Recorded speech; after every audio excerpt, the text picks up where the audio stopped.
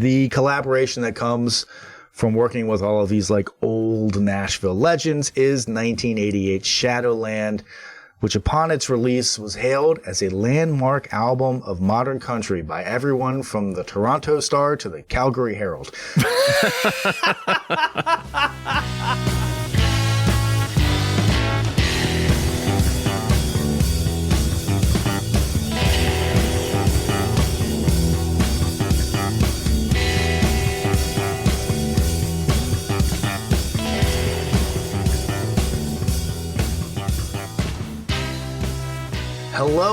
Hello, and welcome to another episode of 1001 Album Complaints. This is the podcast where lifelong friends, musicians, and the nitpickiest of nitpickers get together to discuss albums from Robert Dimery's list of 1001 albums you must hear before you die.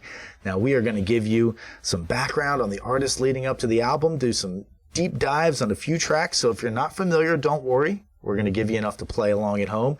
We are going to complain and going to make fun of this album. So if this is your first time listening, if you're just a huge K.D. Lang stan and that's what got you here, be warned. We all understand that it takes a lot of chutzpah to put any artistic project out there, but everyone must admit there is a lot to make fun of. So once we have gotten our well-researched cheap shots in, we're going to vote and tell you whether or not you really need to hear this album before you die, before we randomly select next week's album. Now, as I have alluded to, this week we are covering an album by the artist K.D. Lang, who was called in an interview a one-hit wonder by, hey, let me check my notes here, K.D. Lang. We are, of course, talking about her 1988 debut solo album, Shadowland. Now, to give you an idea of what we have been listening to this week, we are going to play a bit of the title track from this album. So here is Shadowland.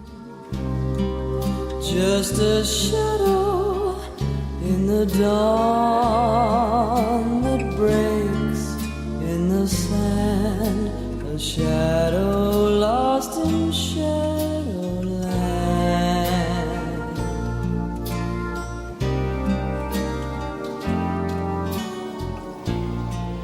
My poor heart just flew away when it realized one day the dreams that we planned would only end in Shadowland.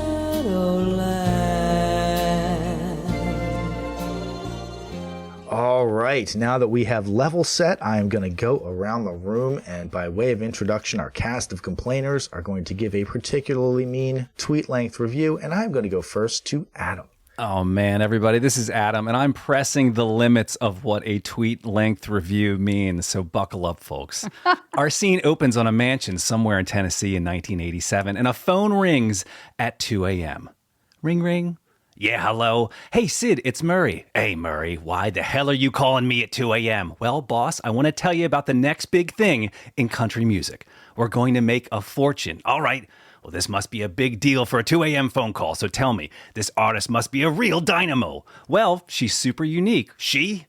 It's a crowded field. We've got Reba, the Judds, Mary Chapin Carpenter, Tanya Tucker, Rosemary Sharp, Linda Ronstadt, Tammy Wynette, the Forrester Sisters, Emmylou Harris. So this woman must have an incredible voice.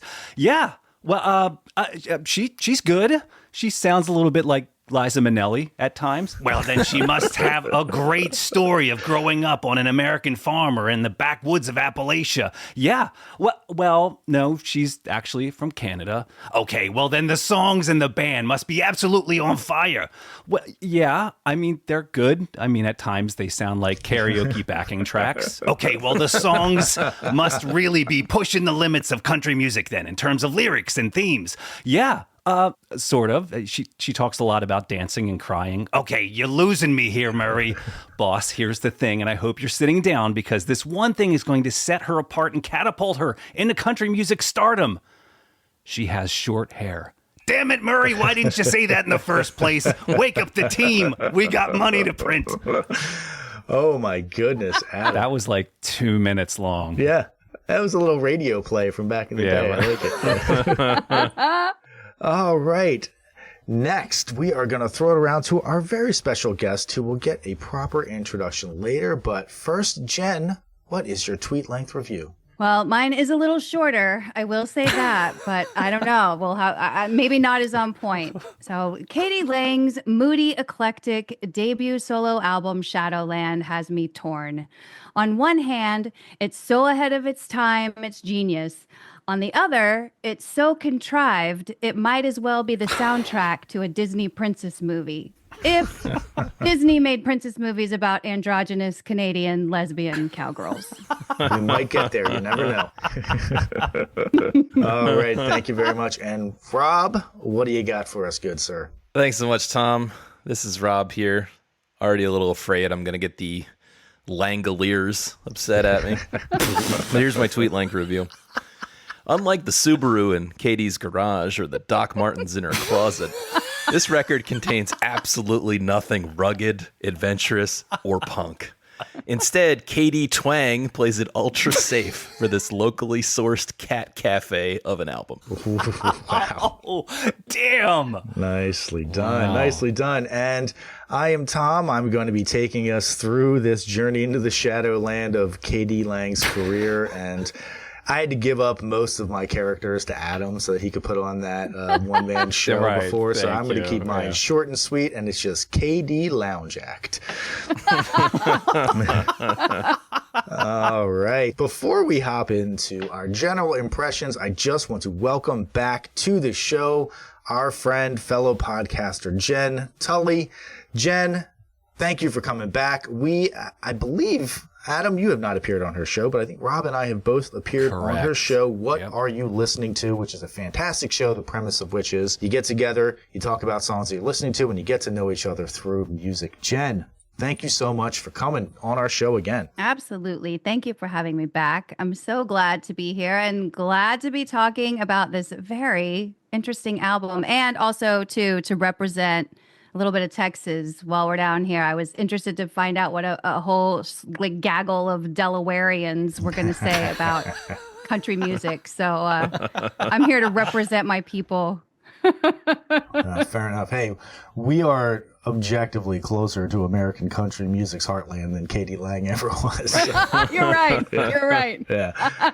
What, Lower Delaware, the heartland of country music? That's what I've always heard about Delaware, especially Lower Delaware. Yes, Right. That's what we're famous for, certainly. Jen, why don't you hop in and tell us, what was your impression of this album? And were you familiar with this before this week? No, of course I know of Katie Lang, but I was certainly much more familiar with Ingenue, her second album. This one was relatively new to me. I knew a couple of the title tracks. It's an album, as we mentioned in the beginning, kind of poking fun. It's a lot of covers. It's a lot of standards. So I think that it's a Katie Lang album with no Katie Lang. So that part was a little bit surprising. Yeah. So yeah, this was a definitely a deeper dive than I've ever done into Katie Lang before, going into the Shadowland album. I was pretty thrown off as well. For a debut solo record, it's quite bizarre. This is the kind of record you might expect from someone who's entered their legacy phase. Right. You know, on the flip side, maybe it showcases supreme confidence, which I can admire, certainly. I think she's got a pretty great voice, at least at times, despite what Adam said. And when the production and the repertoire meet and work really well together with her voice, you know, it's cinematic. It transports you. There are some highlights.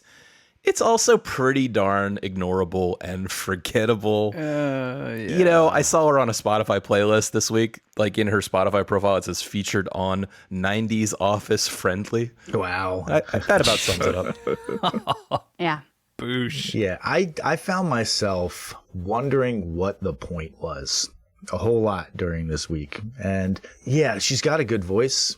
And I do think that this helps to highlight her voice occasionally, but it's also not really just track after track of tour de force performance from this amazing singer. It seems like a copy of a copy of a copy of Patsy Cline, certainly.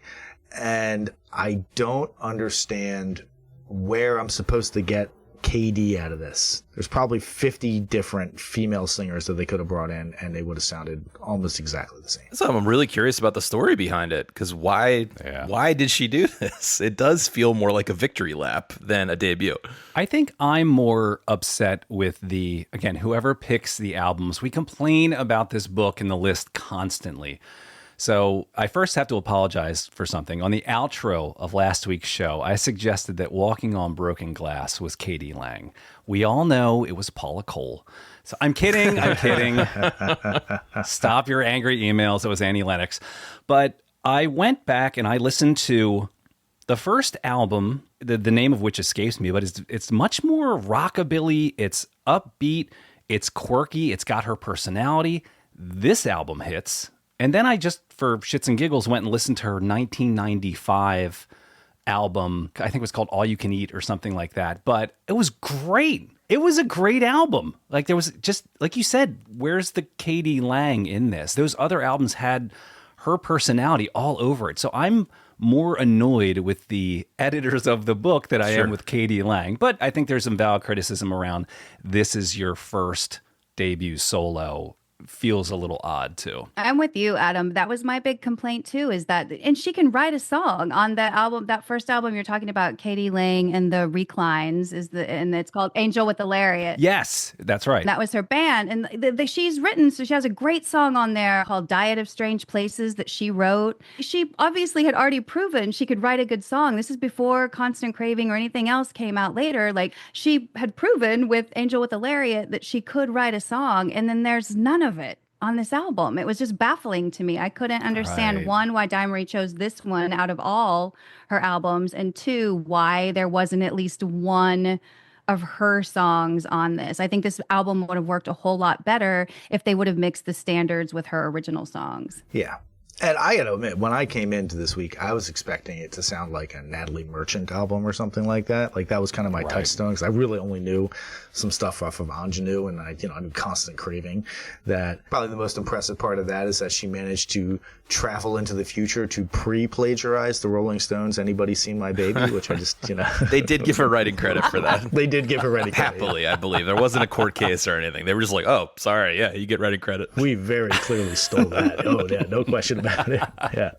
But it was not anything like I expected. And half of the time when that happens, I am pleasantly surprised and like, wow, this really came out of left field, and this is challenging and or interesting. And I got to admit, I didn't find a whole lot of this interesting. I found myself struggling to remember even the hooks of some of these songs 10 minutes after I listened to them, which, if we're talking about essential listening, if a half an hour later I've already forgotten what I listened to, that doesn't seem very essential to me. I agree. It did grow on me. I do think some of the songs are well composed, hence why they might be standards, although I wasn't really able to find other older versions of them that seemed like definitive versions, so I'm a little curious about that. I didn't dig too deep. Maybe we'll talk about that in the story.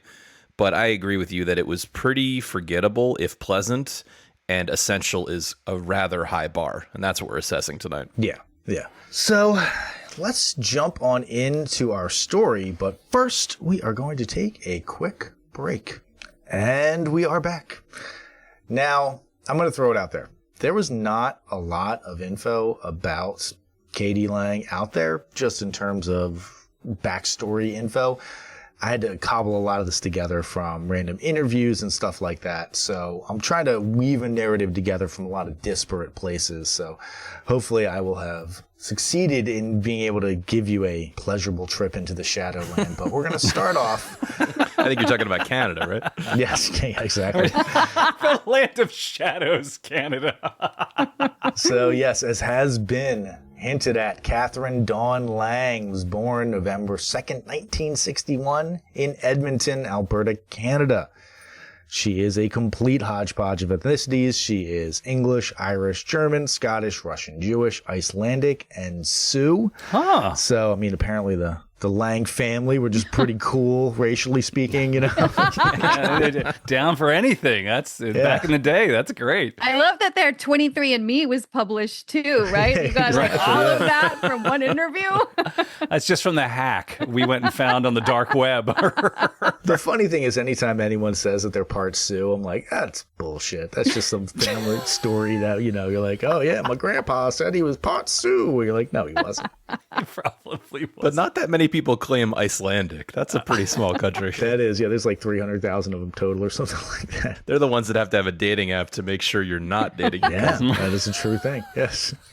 So she is the youngest of 4 children. She's born to Audrey, a school teacher, and Adam Lang, who is a drugstore owner. And while she is still an infant, her family moves to Consort, Alberta, on the Canadian prairies, a place that to this day has a population of 644 people. Wow. So this is the middle of nowhere. Jeez. She said that the town was so small that you knew everyone from the day you were born until the day you could get yourself the hell out of there.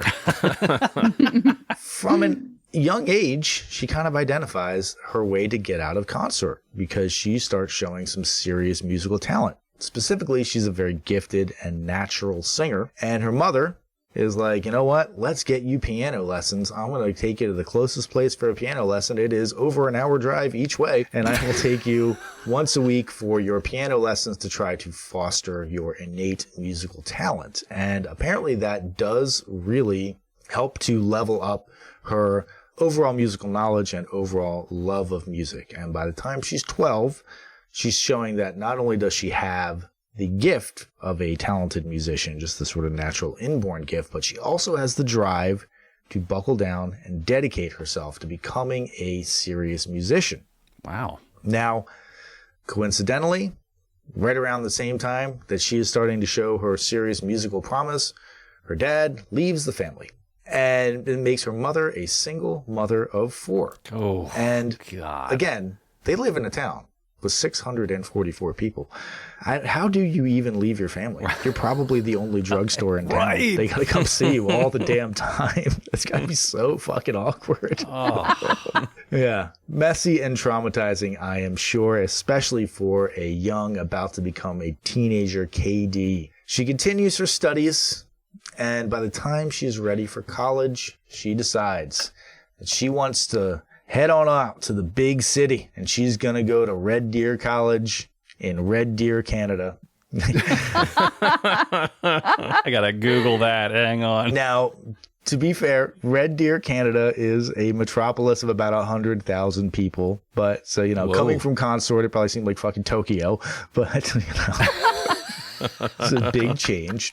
It looks like a decent sized city. Granted, this is probably from 2010 and not 1972 or whatever, but Yeah, I mean, honestly, it seems like a way stop in between like Calgary and Edmonton. It's just like where all the truckers have to stop over while they're on their way between the two. So I'm sure it's just like strip malls and gas stations and stuff like that. But again, if you've come from a town that only has one gas station, you're like, look, there's like 4 gas stations here. Right. What the fuck?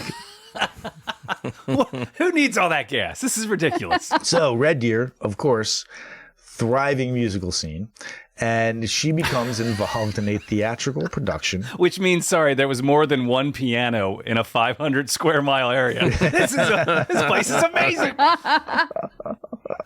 So while at school, she becomes involved in a theatrical production about the life of Patsy Cline and kind of becomes obsessed with her. Whoa. She says that she basically becomes entranced and starts channeling Patsy Cline as her muse for her musical endeavors, and says, I knew I was going to become a professional singer, but now I know exactly what type of professional singer I'm going to be.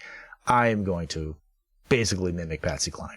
That is going to be my mission statement for, I think we can probably say all the way up to and including this album that we're listening to. Right. She graduates from Red Deer College, decides that she wants to make it in the big city, North American hub of arts and culture, Edmonton, Alberta, and she moves there in 1982.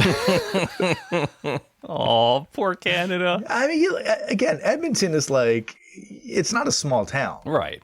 It is still very isolated, though. It's like a town in the middle of the Canadian prairies. That'd be like saying, like, I got to get out to the big city of Des Moines. Again, it probably seemed huge to her, but I think us snooty coastal elite leftists would scoff at it and say that it's probably some kind of backwater. So when she gets there, she is eager to start her musical career, but she doesn't really have any connections. So she starts looking through classified ads for bands auditioning singers, and she finds an ad from a dude named Jim Alexander, who is starting a country swing band and needs a singer. She auditions, she gets the part, and she basically plays like 1 or 2 shows before she decides, I am too big for this. I need to go and create my own thing. Yo, rock star move right there. Okay. Damn. She busts away from that rinky-dink country swing band and leaves them to form her own group in 1983, a Patsy Cline tribute band called The Reclines. Oh. Which, frankly, pretty solid name for that album. Yeah, that's pretty good. If you're a tribute, yeah, nice. I didn't put that together, even though I listened to that Reclines album. Yeah, they're not hiding it, man. They're pretty out there. That's what they're doing. Now, it's not like they're a Patsy Cline tribute band in that they're only doing Patsy Cline songs, but it is very much in the vein of Patsy Cline style. And what we're really talking about is that sort of like golden era Nashville sound style of songs that they were going after. Do you know offhand when Patsy Cline was making her hits? Are we talking about the 50s? Patsy Cline was like early 60s. Yeah, early 60s was Patsy Cline. Like that's when those big hits were coming out. She died in 1963. Oh, wow. Tragic story. Yeah, we'll get to it at some point. Is Patsy Cline on the list? No, not on the list. Jesus fucking Christ. Patsy Cline's not on the list, but this Wow. album is. That's a miss. That's a miss. That is a huge miss. Maybe they thought they were putting a Patsy Cline album on. They put this one on. Yeah. So the Reclines are pretty popular on the Edmonton scene. They regularly gig at the local hot spot, the Sidetrack Cafe. It's a happening spot on the scene. And ever one with her finger on the pulse of what crowds want to see, Katie decides, I've broken away from my old country swing band. I got my outfit together, Katie Lang and the Reclines. I think that they're ready for the next piece that I want to demonstrate here, which is a 7-hour heart transplant surgery spoken word musical piece that she performs. It is basically the story of a heart transplant for an American dentist. What? That's really what they want to see. A 7-hour like performance piece about a heart transplant. What? Like a one-woman show? Yeah, like a one-woman show kind of thing. I think her band's involved in it, but yes, it is a 7-hour telling of a heart transplant. Oh my God. So they came out to see a rockabilly show, basically. Yeah. Stick around, folks, for Act 2. God damn. Here's 6.5 more hours of the story of a heart transplant of a random retired American dentist. It's not like it's the story of like Albert Einstein's heart transplant that saved the American. Like, no, it's just a guy, just a dentist for America. Canadians have strange interests. It's very artsy. Yep. But at least the town of Edmonton is cultured enough to make that fail spectacularly. And she thinks that maybe a more straight ahead album is called for.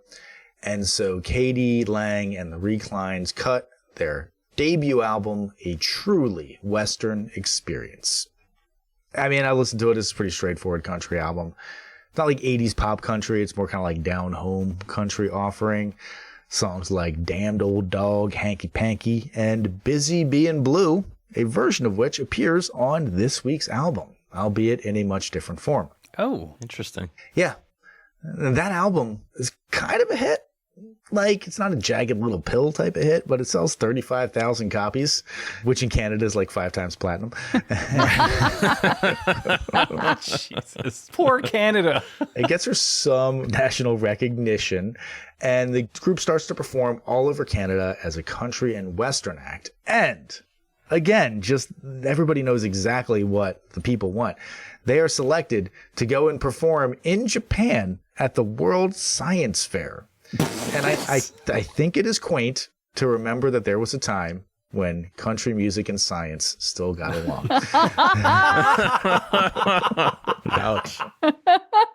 Well, we're racking up the enemies this week. We're not going to have such blowback since our Guess Who episode for the Canadians. Yeah, there we go. I don't pretend to understand Japanese tastes, but I think in the 80s, weren't they really into slick disco-esque pop music, so-called city pop? Why would this play there? Well, I think that what we are experiencing is the socialist hellscape that is Canada, using those government dollars to give grants to musicians and say like, hey, you know, we have sponsored 4 bands to go over to this World Science Fair. And so we're going to pick the ones that we like, not the ones that the people out there actually want to hear, but the ones that we like. As opposed to the capitalistic Thunderdome of artistry in the United States. Yes, yeah.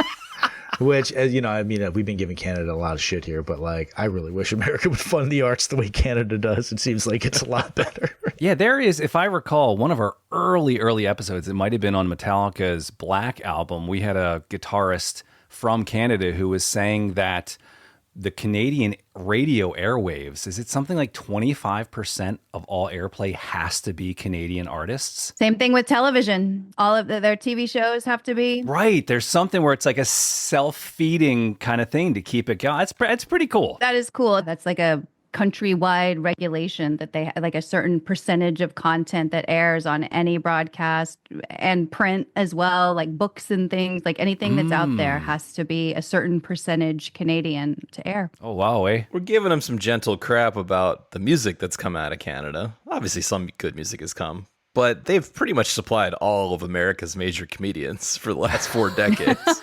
Seriously, yeah. So, one very important thing that does happen during this World Science Fair is that Katie meets Ben Mink, who is a Toronto-based singer-songwriter who is there as a member of the band Cano, C-A-N-O, which was a progressive rock outfit. And that's one of the other 3 Canadian groups that's selected to go to this expo. Nice. They immediately strike up a friendship and begin to collaborate on music. And frankly, I cannot think of anything that is farther away from progressive rock than the album that we got now. So like, I kind of don't know why they clicked, but apparently they clicked pretty quickly. I think it's retrogressive country, right? Well, I mean, I don't know. There's a lot of retrogressive thoughts that could be in country. This seems almost like progressive country, not in the sound that is being produced, but in the person who is producing the sound. And we'll strike on that a little bit more in our story. But Sure. Okay. she has a great experience in Japan. She returns to Canada and begins establishing this image for herself as a, quote, cowboy punk act performing in Canada. She was even referred to by Rolling Stone as a Canadian cowpunk. And frankly, like, I don't know exactly what was punk about her at the time. Like, the recordings that we get this week sound like about as punk as the fucking Sister Act 2 soundtrack, but like maybe it was her style. I don't know. Maybe it was like a clothing thing that was punk. I really don't know why. It's that she's hair considered flop punk. that she's got in the... I mean, she does have a pompadour. I'll give that to her. That's something. Yeah, right. But by this time, Mink has joined her band. And so he's in the reclines as a multi-instrumentalist, playing mandolin, guitar, and violin. They're collaborating on writing songs. And in 1985, KD wins the Juno Award for Most Promising Female Vocalist. And that is going to bring us to tonight's edition of KD Lang by the Numbers. Nice. Yay. I was wondering if you were going to say, "Is it punk?" Katie Lang version, but I don't know if we'd have enough. We'd have enough material for that segment. Probably. Well, we definitely don't have enough material for that segment. Here's how long that segment will be. Is it punk? No, it's really not punk. No, it's Moving on. yes. Okay, so the first number we're going to throw out there is 2. As in, Katie Lang has been given 2 very prestigious awards by her home country of Canada, namely the Order of Canada, the second highest merit-based award given to Canadian citizens who make a major difference to Canadians through lifelong contributions in their field. Wow. And the Alberta Order of Excellence. She has also won 8 Juno Awards over the course of her career, which are given to Canadians with outstanding achievements in the field of music. That seems like a lot of Juno Awards for an artist that has, as she has admitted, exactly one. The next number is 3 and 4. as in Consort, Canada, is 3 hours and 4 minutes away from Edmonton, the closest city of note. She grew up in a very isolated environment. Damn. And I did not have a whole lot of info to pull numbers from, so I'm kind of scraping the bottom of the barrel here. Her shoe size was. Yes. Yeah. Now, this next number I do find to be quite interesting. 40. As in, there are 40 credited musicians appearing on this album. Damn. Which, Jeez. what the fuck? That is so excessive. It's a lot. It's a lot for what we get on the tape. Yeah. That's too many. That's like an Asia and a half or something like that. Like It's a ridiculous amount of musicians appearing on this album. And Considering that every single lap steel player sounds exactly the same. And, you know, we're going to get to it later, but I also do think that she quite underutilizes several of the musicians that appear on this album. And I wish that we could have gotten more from her. Sure. And the last number is 0. As in, Katie Lang wrote 0 songs on this album. Womp womp. And that was the one that really kind of chapped my ass, I got to be honest with you. I was like, what's the point? What's the freaking point here? Yeah. All right. Let's hop back into our story. When we left Katie Lang, she had just won her first Juno Award in 1985, which she accepted wearing a wedding dress that she borrowed from her male roommate. All right. Her star is on the rise, so much so that in 1986, she catches the attention of an American record producer out of Nashville who wants to record an album with her and the Reclines. Now, I don't know who this record producer is, because the album that she releases in 1987, Angel with a Lariat, is produced by Welsh musician Dave Edmunds. So I don't know which American producer lured her to Nashville and then some Welsh guy just took over and decided to make an album for her. But it does feature several songs written by Lang and Ben Mink, which really marks the first time that their collaboration as songwriters is prominently featured on an album. Now I have to ask you all, did you look at the cover of Angel with a Lariat? Have you looked at what the cover of this album looks like? Let me bring that up because I didn't take note. You know, Spotify on your phone is pretty small, so let me see what we got here. It's like a fucking decoupaged background with her doing like a freeze frame jump on it in like a onesie. Pretty bizarre. With the horse's ass on the other side. I have like the horse booty. It looks like something off of Pee-wee's Playhouse. Yes, that's a good call. Yeah, it really does. It does. Very kitschy. Which Pee-wee's Playhouse, I think, was originally started to be kind of like a subversive type of thing. So maybe that's what she was going for, but it's just bizarre. It was an interesting choice. Definitely an interesting, not what Nashville was doing at the time, I'm sure. I'll give that to her, yeah. So the next offering from Katie Lang and the Reclines is 1989's Absolute Torch and Twang, which officially marks the end of Katie Lang and the Reclines. But wait, you say as an astute listener, Shadowland was released in 1988. Yes, you are correct, dear listener, because after the release of 1987's Angel with a Lariat, something very important happens in the career of Katie Lang, which sets her on a course to becoming the smash hit solo artist that she does eventually become. And that is, she somehow catches the eye of legendary singer-songwriter of early rock and roll, Roy Orbison. Whoa. A guy who had such hits as Pretty Woman, In Dreams, and Cryin'. Now, he had fallen on hard times after many questionable recording contracts, substance abuse problems, divorces, personal tragedies, including his 2 eldest sons dying in a house fire, which, boosh, that's gotta turn you to the bottle, I'm sure. Oh my God. But in the 80s, Roy was having a bit of a resurgence. His song Cryin' was covered by none other than Mr. American Pie himself, Don McLean, and Pretty Woman appeared on Van Halen's 1982 album Diver Down. In 1987, he was inducted into the Nashville Songwriters Hall of Fame and introduced by none other than the boss, Bruce Springsteen, which led to a filmed performance that same year at the Coconut Grove nightclub in LA, where he was joined by Springsteen, Jackson Browne, T-Bone Burnett, Elvis Costello, Tom Waits, Bonnie Raitt, and K.D. Lang. Oh. The real change in his fortunes really, happened when Jeff Lynne and Tom Petty decided they're going to use their fame to revive his career by starting the supergroup The Traveling Wilburys with Lynne, Petty, Orbison, Bob Dylan, and George Harrison, who had their massive 1988 hit End of the Line. But again, back to 1987, because I think that I was struggling the entire time to figure out why this album was the way that it was. And I think that this is exactly the reason why we got such little KD on this album. Because all these successful musicians had showed up to help revive Roy Orbison's career. And by all accounts, he was a very genuine and nice dude. And he's super touched. And he says to all of them, if there's anything I can do for you, just let me know. And KD, the least famous of all of the musicians that were there, says, yes, you can record a song with me. That would greatly help me. And he's like, yeah, you know what? I totally will do that. Yeah. Ooh, yeah, get it in. Yeah. She's got that classic Canadian boldness. Yeah. You don't ask, you don't get. That's right. You had that stage full of legends. How did she wind up on it? Did they think she was a roadie? And then she just kind of like stood up and like started singing and they're like, who's this? Oh, okay, keep going. Like, that's just bizarre, but good for her. I don't know how she was able to make that work. Maybe she was just like in with the scene and people liked her and thought she was cool. So she got that sort of, just come on along. We'll make it happen. So she gets Roy Orbison to sing a duet with her on his old hit song, Cryin'.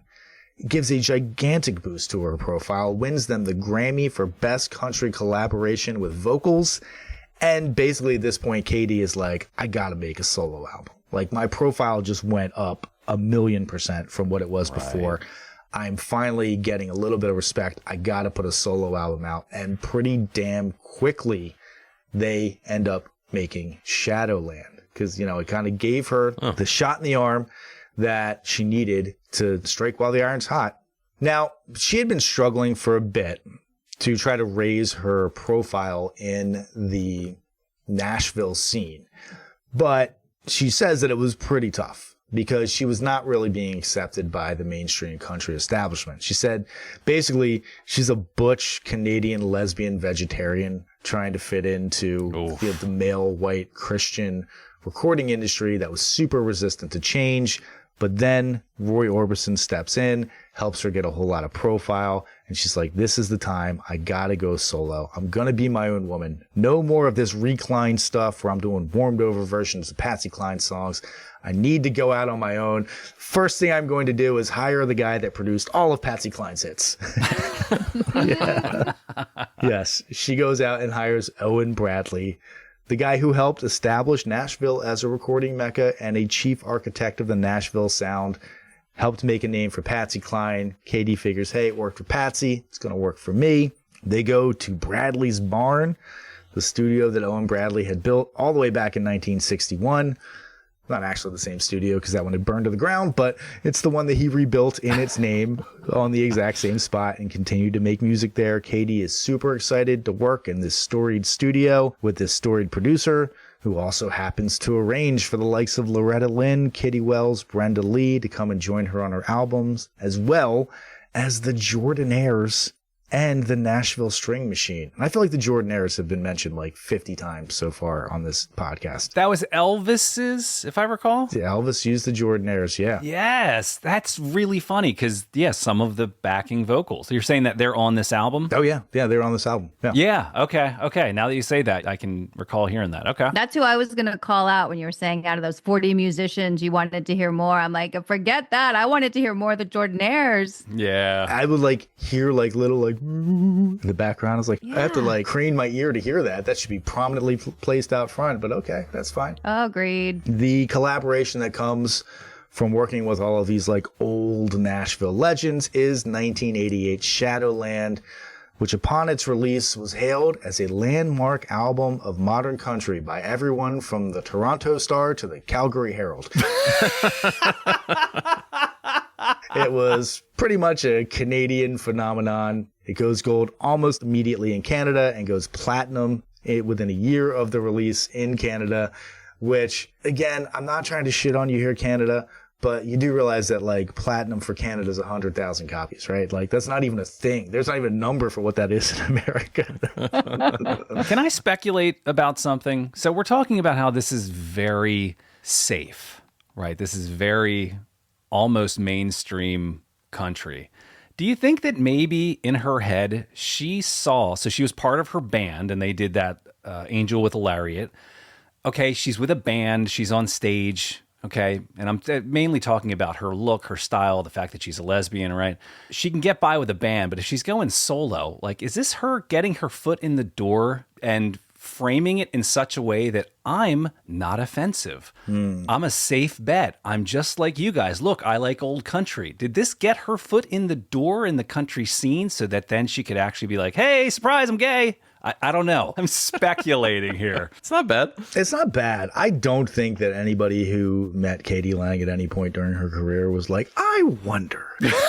All right. Right. I don't think she was hiding it. She's been pretty open about who she is. And as much as I have and will continue to shit on this album, I actually did find her as a person to be pretty cool and charming. And it's not easy to go into Nashville and be who you are when what you are is not what Nashville wants to see. And in the 80s, no less. In the 80s, you know, there's no Brandi Carlile today if there's not Katie Lang back in the day kicking those doors down. So that's what I was going to say. I'm like, you don't have Brandi Carlile. You don't even have Chapel Roan probably without Katie Lang. And I think it wasn't until like 1992 that she finally came out. Now, of course, probably every third place she went, they were like, hello, Mr. Lang, welcome. You know, so I'm sure there was, and she jokes about that. I mean, I'm not saying anything that she hasn't, but I don't think she like even addressed it publicly until like 4 years later. Sure. She was always very androgynous, purposefully so. And probably even to this day, if you are an androgynous man or woman walking around in Nashville, there's like, oh, you're gay. Okay. Right. Like, I don't really have another way to mentally categorize you other than that. Yeah. Classify. Yeah, right. So this album ends up doing okay in America. It goes gold, but it doesn't go gold until 1992, which is notably after she released Ingenue, which has her biggest hit by a mile, Constant Craving, which went platinum within a year of its release. There so most likely buoyed by the sales of people who listened to Ingenue and then listened to this and were like, what the fuck is this? What is the return policy at Sam Goody? I want my money back. Yes. You talked about these very modern artists who she must have kicked open the door for, who are obviously a little more related to her genre, but there's like a wave of female singer-songwriters right around the corner in the 90s, leading into the Lilith Fair and... Yeah. Do you know what I mean? Like, maybe there's a whole revolution kind of kicking off here. Yeah, like the aforementioned Paula Cole, who was the bane of my existence in the mid-90s, working at a supermarket called Pathmark that had their own radio station, Pathmark Radio, and they played that fucking song. You don't want to wait for your life to be over? Is that what I'm hearing? I saw her at a Y100, radio station all-day event where Cheap Trick and Beck were headlining. How was she? Boring. Not good. Not good. Spoiler alert, I wasn't even there. I might not have even been born yet, and I can tell you it wasn't good. All right, let's go. Let's start talking about some of these tracks. We're just ripping on various random 90s artists now. Let's start ripping on a very specific 80s artist. We are going to play the opening track on the album. This is the song Western. I thought this is one of the better songs. It's simple, plaintive. It works for her. I was enjoying it, and then I found out that Chris Isaak wrote it, and now it sounds like a Chris Isaak song. Maybe I knew it from him even, but it sounds like a Chris Isaak song now that I know that. And he released it 3 years before. He released it in 85. So I must have heard his version then, because I knew it sounded familiar. The album is supposed to be all standards. It's that great standard from 3 years ago, everyone. But wait for it, not George Strait or Bob Wills or a country legend. the country legend Chris Isaac? Like, Yeah, what are we yeah. talking about? Well, listen, Jen, this guy has abs. I don't know if Hank Williams ever did sit-ups. That was the most baffling thing about this whole album to me, is that you pack it with standards, and then your lead track, which is not a bad song, I will say, but I had heard it 3 years before by the guy that wrote it. That's not a country icon. Nope. And the country icons that you do have, the Jordanaires, sound like they have the door shut and are in the other room and they're just kind of humming along to the song. What the fuck was that? Why didn't you use them a little bit more prominently? Now that you described that it was thrown together quickly to try to capitalize on a moment in her career, that does make a lot of sense, because I was feeling the rush of the production on a number of levels, including what you just said. Yeah, that said, to play against what Jen said, because I was going in not quite knowing where this song came from, I do think it has the feel of a broken heart country ballad from days of old. It's, it fits somewhat with those things, but I agree, ultimately it's weird to cover a song that's only 3 years old amidst all these other super old tunes. If you could leave the studio and go to a karaoke bar and that song would be available in like the modern songs that you could play and sing along to, then you probably shouldn't be covering that song. And it's the first track too. First tracks are a mission statement. Yes. So it's extra strange. And this is, again, her debut solo album. So she's put out several albums before where she was very prominently featured. It's kind of like when you're like, oh, that's Tom Petty's debut solo album. Like, yeah, but it was still Tom Petty when it was Tom Petty and the Heartbreakers, like it's still pretty Tom Petty heavy even back then. It's kind of one of those situations, but Sure. You're right. I was expecting much more of it out of the gate mission statement than what we got. Why did she not at least sneak one of her songs in here too? Yes. Everything else you described in the story shows her to be a savvy marketer of herself and someone who's confident and trying to make her way in this industry. That feels like a big swing and a miss. Yeah. Yeah. Especially when you consider that the next album that they put out, her and Ben Mink wrote almost every song on it. And the only song that wasn't written by her and Ben Mink was written by her and somebody else. She could do it, but maybe she just had been spending so much time, I don't know, like trying to get her profile up and not so much time writing songs that when it actually came time, she was like, oh shit, the notebook's empty. Or maybe it was just this obsession with Patsy Cline, right? And she just turned the reins over to Owen Bradley, who was like, oh, it almost feels like she's like his paper doll. And he's like, this is my opportunity to have more time with Patsy. Like, it started to get, like, I listened to it first, and then on the fifth listen, I'm like, what is happening here? This feels very strange. He's almost pulling these strings to kind of re-alive Patsy Cline via Katie Lang. Right. Because it didn't make sense the way they had laid it out this way. I just was like, I'm not understanding why these choices are being made. It kind of does sound like Owen Bradley was pretty obsessed with Patsy Cline through like the rest of his life. I'm sure her dying young and beautiful and tragically had something to do with it. But I mean, he was like, when he died in 1998, he was like working on a production of like Always Patsy Cline, a stage play. And like, he was really still into it. Yeah. Jeez. Wow. Wait, but hold on. There's no Patsy Cline tunes on here, are there? No Patsy Cline tunes. I'm just so confused. But a lot of the same people, like songwriters. She didn't really write any songs, really. Yeah. So, yeah. I'm just trying to find an angle that I can understand. If your angle is to revive old country songs to bring them to a new audience, then why would you include this super modern Chris Isaac tune? Right. If your goal is to highlight the artist Katie Lang, then I think it's a little hit and miss in terms of the repertoire matching with her abilities. Sometimes it goes over great, and sometimes, as I think Adam said, it sounds like a karaoke backing track. Like, who even cares who did it? Yeah. And if you're trying to tribute to Patsy Cline, well, okay, maybe Patsy Cline didn't write any tunes, but she's famous for some tunes. So why not have your hand at one of those? Yeah. Have her do like Walking After Midnight or something like that. Sweet Dreams. I feel like Sweet Dreams would have been an amazing, like, I feel like that's something Katie Lang could have sang. I feel like that's another song that features the Jordanaires. There are things you could have done. And I just felt like instead of making the good choice, they made these like super random, weird choices that started to make me mad. The more I listened, I'm like, what are you doing? I don't get it anymore. You've gone far enough down the road that it's obvious what you're doing, but you don't commit and go all the way. And just be like, I'm just going to do a fucking all Right. Patsy Cline songs. That I would have respected a little bit more. Maybe it was starting to get weird, and like Owen Bradley was like, "Here, wear this dress, Patsy, wear this back." That's the feeling I got, though. I'm not even kidding. By like the fifth listen, I'm like, there's something weird happening here. I think this is like an Owen Bradley problem, maybe more than a Katie Lang one, whenever I like dug into it. Yeah. This song, in terms of opening tracks in the, I don't know, 250 episodes that we've done, this may be the biggest case of whiplash for me, because I know the song Constant Craving. That was my only touch point for Katie Lang.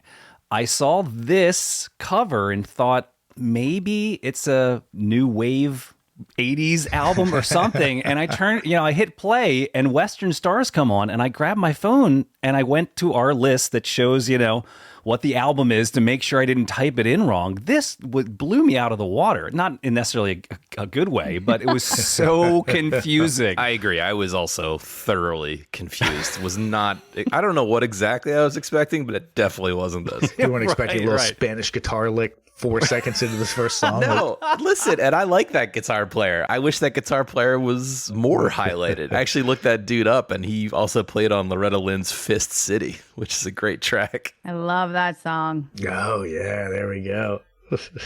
That's a great song. All right, let's go on to the next song on our focus list. Still to be determined whether this is a great song or not. This is, parentheses, Waltz Me, once again around the dance floor.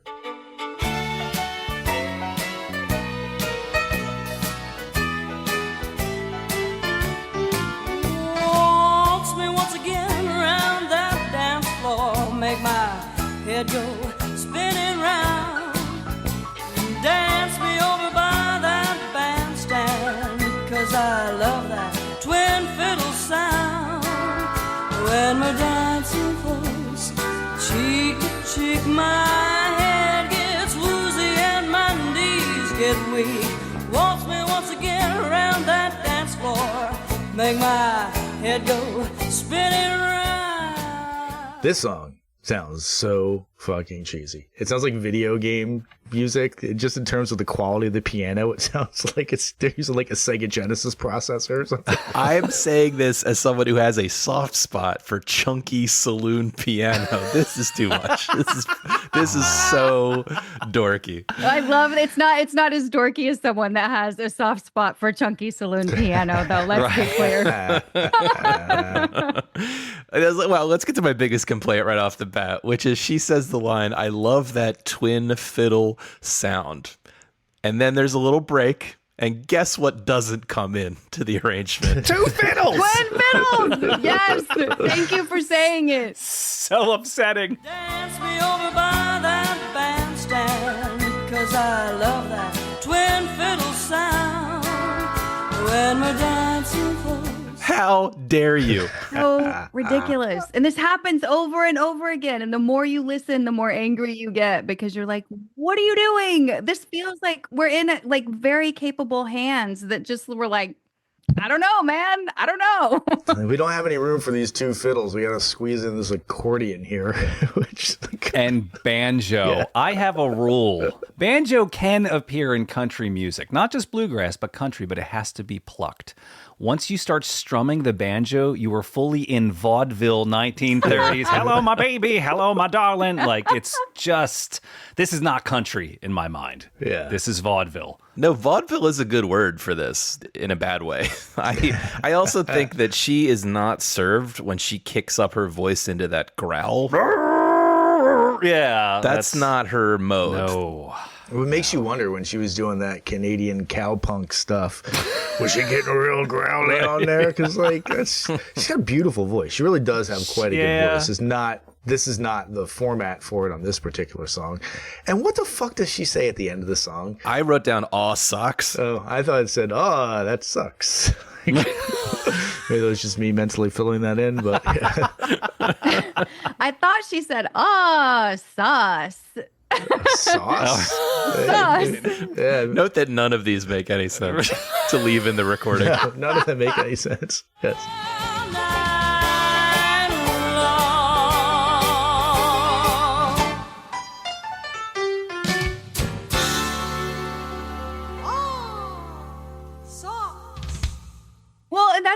like random thing. I probably know more than a average person should about Western swing music. And like, that's what she's drawing on here, right? They're trying to go back to the Western swing dance hall songs. And there was a lot of that, like, whoa, at the end where they did kind of cuckoo stuff. But I was like, one, you can't understand it. That's lame.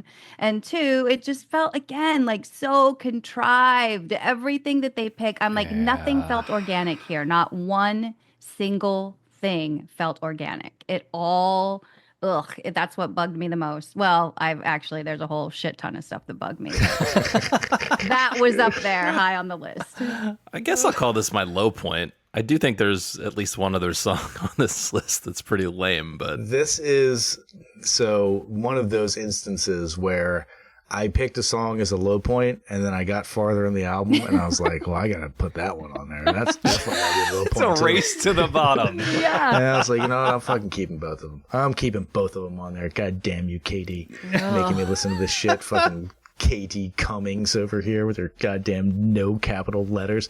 Which, by the way, I was going to make fun of that. But then she's like, no, I totally took that from E.E. Cummings. And I'm like, okay, well, you can't just admit it. That makes it less cool to make fun of you.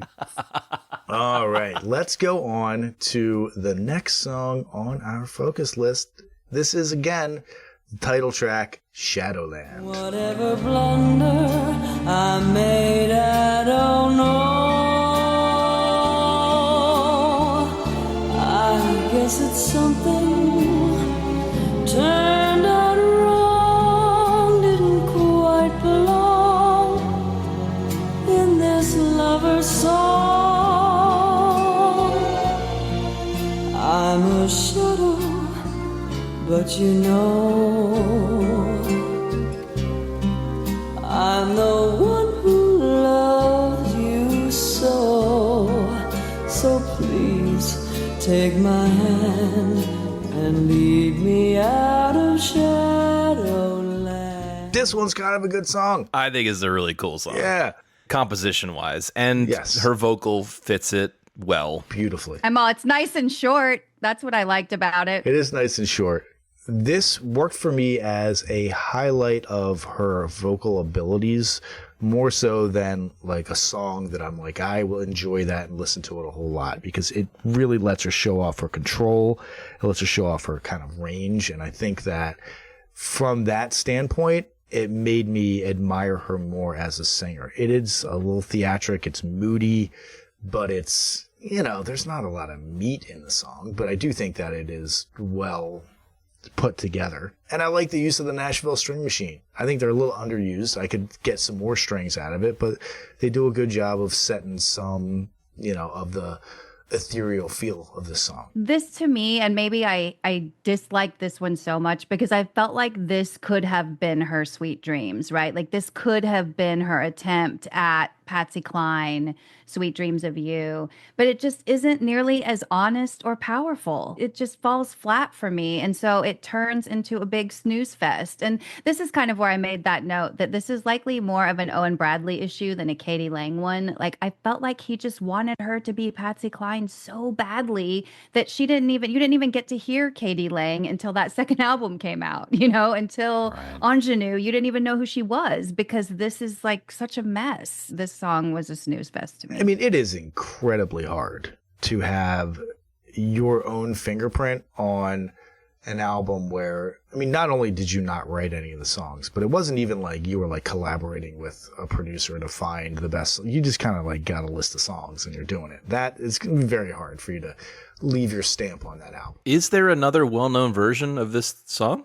Because it does feel like it should be one of those tunes in the real book. I totally agree that it doesn't really have Katie's stamp on it, even though she does put in a good performance. So I'm still positive on the tune. Do you know why you feel that way, Rob? This song basically follows the same pattern as Cry Me a River. Oh, I love that song. But this is like the dollar store version of Cry Me a River. Like it does this thing where like goes like a little minor, and if you kind of compare the two side by side, it almost follows the same pattern. That might be why I love it, because I love Cry Me a River. Who's Julie London, right? Julie London's version, yes. Yeah. Adam, you're telling me that songwriter Dick Hyman wasn't being artistically pure in that when he was ripping off Crimea River. I actually noted there was a line in here that kept making me think of "Have Yourself a Merry Little Christmas." The melody kept calling that to mind when she sings "Didn't Quite Belong." Turned out wrong, didn't quite belong in this lover's song. Interesting. There was another, if I'm going to get nitpicky, because that's what we do, we complain here. This song could have been a little more impactful, but there's electric bass in this song, which feels completely wrong. At the 5-second mark, the bass comes in, and you want it to be an upright jazz bass, but instead it's like a boom, and you're like, oh, well, you took me out of it. So, complaint time.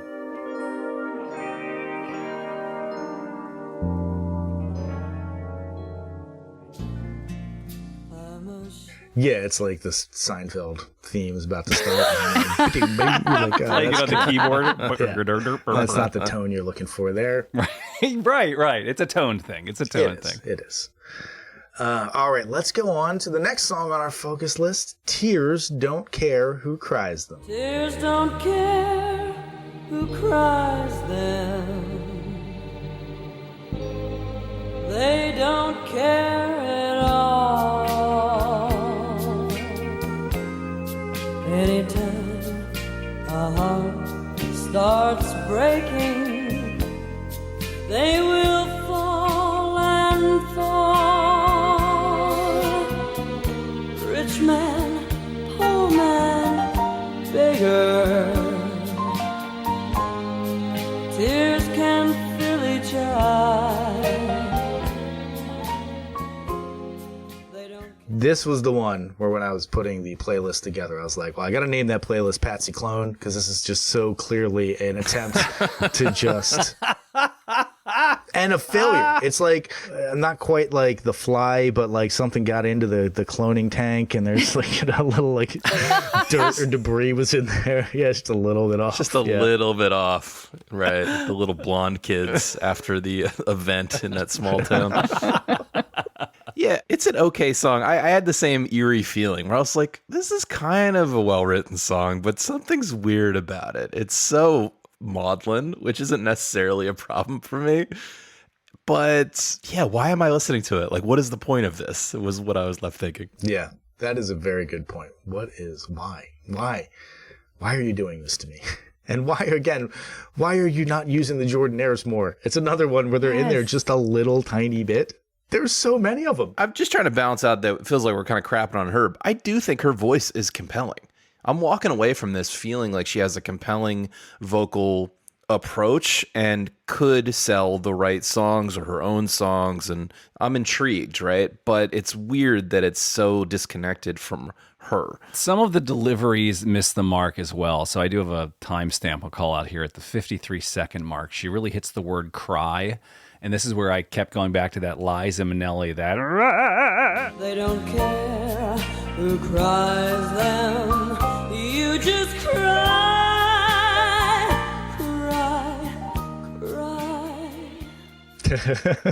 Very Broadway. That is so non-complimentary. Broadway! Exactly. But it's little moments like that presentation doesn't match the song. It just kind of breaks you out of what should be, like we said, like a standard or a classic, but she goes very Broadway with it at moments. And that kind of took me out of it a little bit. Again, I think she's a great singer. There was a moment on Western Stars that I didn't call out, but she does this vocal run where it just keeps going up. And there was a point where I thought it was the slide guitar. It goes so high. It just keeps going up. And then like she hits a little vibrato at the end. And I was like, that's her voice. Whoa. Like she's got a great voice. I just feel like she misses the mark sometimes. As long as we're talking about her great voice, Phil, when we announced this album last week, did bring up her Vancouver Olympics opening ceremonies video, which I then went and watched. She performed the Leonard Cohen. He's also a Canadian Knight or Knight of the Canadian Order or whatever, I'm sure. Yeah. But she performed his song Hallelujah, which I then sent around, and Adam then complained that was a terrible song. Little peek behind the curtains here for our 1001 complaints followers.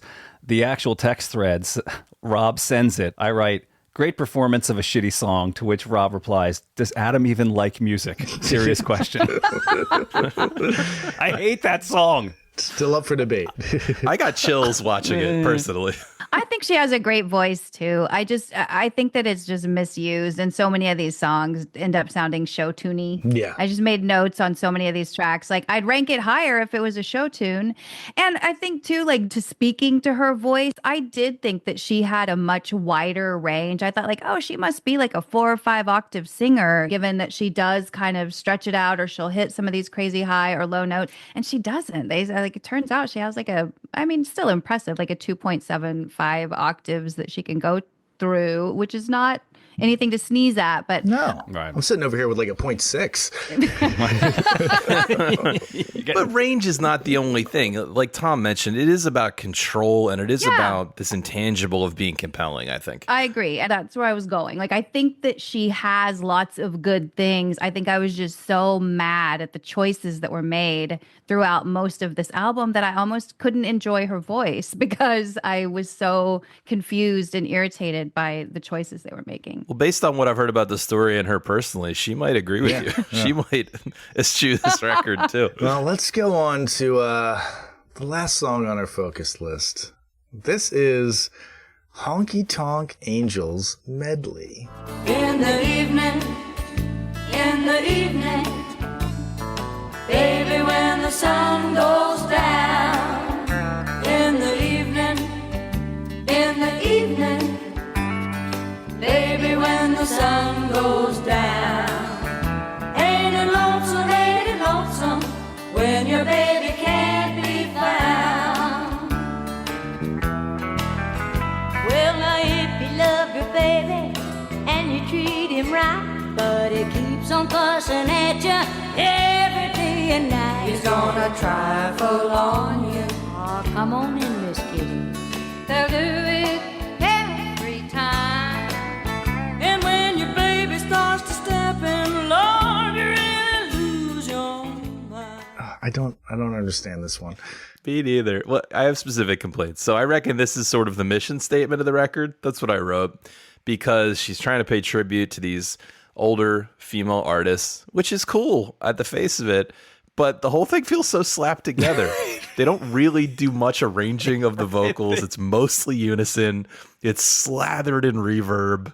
It feels like they were there for half hour total and just didn't really have a plan. They didn't have their own dedicated microphones. They were just kind of like singing around the room, and it was just... Loretta Lynn's passing around the jar. Everybody's taking sips out of it. Like, I mean, you're right, Rob. There's no coordination whatsoever. Like, you can't just throw 3 singers together and be like, okay, just start singing. It'll sound good. You know, like, that doesn't happen. And when that does happen, it's like the once in a lifetime Crosby, Stills, and Nash type of shit where it's like, okay, well, you know. I was going to say, maybe if one of them was Emmylou Harris, she could probably weave her way through some stuff. But fair enough. But like, they basically are just like, well, they're all good singers, so this will work. And their cadence is off, and their deliveries are off, and the entire song sounds like a goddamn mess. And when I heard this, I was just like, you talk about being handed the ingredients to make some amazing meal, and you just drop it all on the floor and microwave it and hand me this like piece of like half frozen shit, you know? Like, Yeah, it felt disrespectful, honestly. Yeah. Like, I grew up listening to Loretta Lynn. I love Brenda Lee. She sings my favorite Christmas song. Yo! Kitty Wells, like my grandparents loved. Like, I grew up with these women, and it literally felt like they like rolled them out of the nursing home and put them in front of a microphone. And I was like, this is so disrespectful to these women that are icons of music. Oh, this young man, Katie, asked me to be on his album. Like, poor Kitty Katie Wells went to her grave calling him Katie Lang. Nice boy. A nice boy with the pompadour haircut. This one felt like these are epic women on this track, and this is Totally opposite of epic. It was just, Yeah. it did. I'm like, this is disrespectful. I won't stand for this. Well, and even just from like an order of operations standpoint, if they had just had them go one after another, they're all good enough to figure out where they need to be if they get a look at what the other person's doing and then jump on top of it. But it did sound like they're just like, okay, 1, 2, 3, go. All right, print it. You're done. And they're like, all right, let's get the fuck out of here. Like, no second take was done. No extra work was done. I don't know. Like you said, Rob, it's so slapdash that seemed like I feel like Adam, you, me, and Rob could get in there and probably do something better on the first take. Also because we're more familiar with each other and like our singing styles, you know? Yeah. right. It sounds like they got introduced and did the entire session in a lunch hour, tops. Yeah. And didn't know the song before they showed up either. Yeah. You guys will get along great. You're all old. It was almost like, you go. too, like each one of you bring a favorite song and we're just going to mash them together as a medley. You know, like, okay, what do you pick, Kitty? What about you, right. Loretta? Brenda? Okay, those are the three we're going with. Like, Go. okay. And Jen, you shouted at icon Brenda Lee for, Yeah, rocking around the Christmas tree. I think of her, one of my all-time favorite songs. She first recorded a version of Always on My Mind. Yeah. Killer tune. Speaking of Willie, I mean, Kitty Wells gets name checked in one of my favorite songs of all time, Me and Paul. He was talking about, package show in Buffalo. Yeah. Kitty Wells and Charlie Pride. I'm like, yeah, come on. If you're in that song and you're already established, and that song's from what, like 72 or something like, I don't even know when that song's from, way early. Something like that. Yeah. Show that woman the goddamn respect she deserves. Give her 2 takes. Or maybe, yeah. All right. I think I know which direction this is going in, but we are coming to the most exciting part of our podcast, dear listeners. This is where we get to vote and tell you whether or not you really do need to hear this album before you die. I am going to go first to Rob. I'm going to put you on the spot. No problem. It's a confident no for me. This is extremely forgettable, does not bear what I feel must be the fingerprints of Katie Lang, who we're all saying has great artistic potential and has done some great things. And I'm not letting Owen Bradley on the list. I don't think he needs to be on the list. So it is inessential for me. All right, Jen, what do you got to say? Yeah, I concur. This is not essential listening. Not if you're trying to listen to Katie Lang, because this isn't really a Katie Lang album to me. So no, pass. Fair enough. Adam, what say you, the nicest guy that I know? Give me a yes, just so that Katie feels better. I'm going to surprise you. No, this is not. You don't need to hear this. I'm still upset that this album was put on here because, again, this week I listened to Angel with a Lariat as well as All You Can Eat from her 1995 album, and they are so much better. Please go listen to those. She's a great singer. She leaves her mark on those albums. And I'm happy I listened to those versus this one. So it's a no for this one, but I would recommend some of her other stuff. All right. Well, unfortunately, Katie, it's a clean sweep of no's over here. I have already forgotten about this album. If I hear a song from it down the road, I'll be like, I don't know, maybe I've heard that one time in a dream or something. I don't know. But did not leave a mark. And again, from seeing interviews with you and reading about your life story and whatnot, you seem like a pretty cool person. So I hate to shit all over you because it's not terrible. It's just not essential. And it's not getting across what you have to offer as an artist. So sorry, KD. 0 for 4, not on the list. Better luck next time. Oh, man. It happens. It happens, folks. It does. And, the 6 of my albums that are on the list, I'm sure I'll, be batting 1,000 on them, getting added in. We have just a few more things left to do before we wrap this show up. First of all, I want to say thank you again to Jen for coming on the show. Thank you, Jen. Thank you guys so much for having me. It's always so fun. Absolutely. This was awesome. And besides, what are you listening to? Which is her amazing podcast, which every one of you should go and listen to right now. Is there anything else that y'all are doing that you want people to check out? Thank you. Yeah. Season 7 of What Are You Listening To just started. We have a new segment this season called Super Fan, where we bring people on that are obsessed with a particular artist and we walk through the tracks from that artist and see if we can get some converts. Season 3 of The Battle is around this time. We're talking about yacht rock. We are finding the ultimate yacht rock track. Yes. Nice. So that's getting ugly. And for anybody based in Austin, I have to shout this out. Hearst Austin Media is holding a honky tonk fest on November 8th out here at Jester King. So if anybody's in the area and wants to catch some real live Texas honky tonk, way better than what we got on this album, you could definitely purchase tickets by Googling Honky Tonk Fest at Jester King Tickets, and that will show up for you. So thank you guys so much for having me on. This was a fun episode. Yes. Thank you. Nice. Thank you. Rob, I got a question for you. Yes, sir. Yeah, were you able to lasso up a Pony Express rider and rustle us some mail? That's right. I got a passel of them right here. So here it comes. Listener Sam writes, I forgot exactly what you said in the Marquee Moon episode about television's follow-up album, Adventure. But it was definitely something along the lines of, it's pretty good, but it's not as edgy or as cool as Marquee Moon.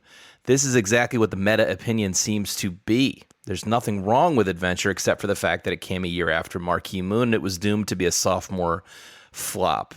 I would even note that Pitchfork wrote a dual review of Marquee Moon and Adventure back in 2003 when both albums were remastered, and predictably Marquee Moon got the deserved 10 out of 10, and Adventure clocked a 7.7. Now listen, nothing they said there is inaccurate, but it does beg a question. In an era when any decent indie rock album gets a 7.7, how on earth could Adventure, television's second album, not approach at least a 9? I would implore you, or anyone else in your audience who has discovered the greatness of Marquee Moon, to give Adventure another shot, a deep listen or two. The album contains guitar work that is every bit as immersive and impressive. It's got standout soloing, maybe not as good as Marquee Moon, but definitely a worthy successor.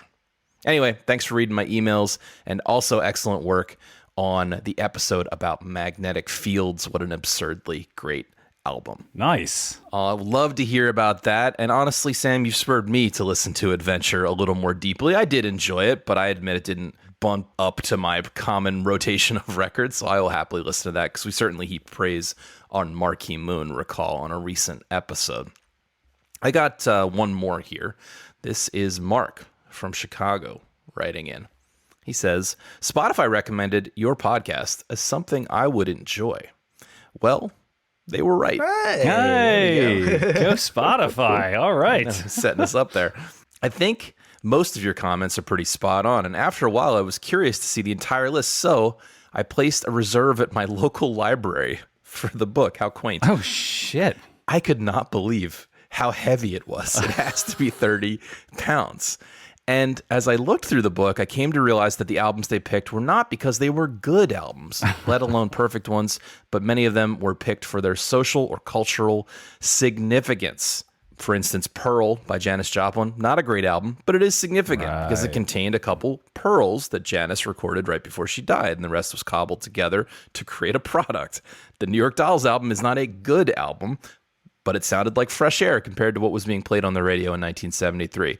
So maybe they should be listened to, but only once. Anyway, keep up the good work. Nice. Thank you. You know, we always talk about the what's behind the 1001 list and what is the ethos of it. And of course, I agree. We like to make fun of the list maker, if you will, and what did or did not make the list. As you well know, if you've been listening to our show, of course, it's about cultural significance, which is some mixture of quality and sales and influence. And I think we all agree Katie Lang fits none of those. Not a single one. Not even remotely close, if I'll be honest. Anyway, we love hearing about your experience of our show, what we got right, what we got wrong, or any of your thoughts, telling us what to check out, what recommendations to pass on to us, and then on to the rest of our listening audience. Send it on over to 1001albumcomplaints@gmail.com. All right. Thank you very much, Rob. Thank you to everyone who wrote in, and thank you to everyone who is listening all the way here to the bitter end of our podcast. When we get our homework assignment for next week, I have the Albinator here. It has been, I don't even know what it's been. I guess it's been wearing Patsy Cline's clothes and smearing makeup all over its face and attempt to fool me into thinking that it has more to offer than it really does. Let's see if we can get it out here and have it spit out an album for us. Without any further ado, drum roll, please. We will be listening to...